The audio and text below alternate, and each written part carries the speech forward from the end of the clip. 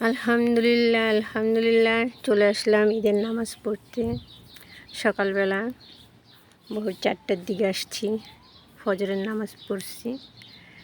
নামাজ পড়ে ঈদের নামাজ শেষ করলাম। প্রচুর ভিড়, প্রচুর, সব মহিলারা, ছোট বাচ্চারা সবাই আসছে।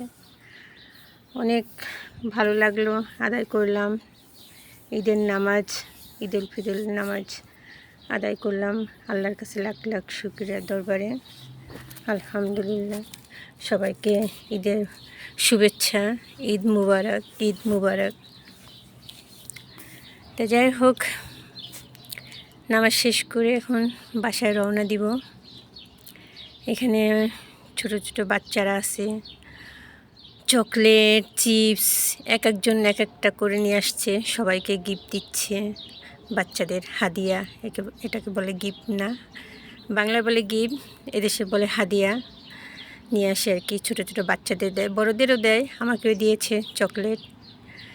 তো যাই হোক, ভালো লাগলো। ঈদের নামাজ শেষ করলাম সুন্দরভাবে, ঠান্ডা, গরমও না, ওয়েদারটা অনেক ভালো। আজকে বৃষ্টিও হয় নাই, আবহাওয়াটা বৃষ্টি বৃষ্টির ভাব ছিল, তা বৃষ্টি হয় নাই।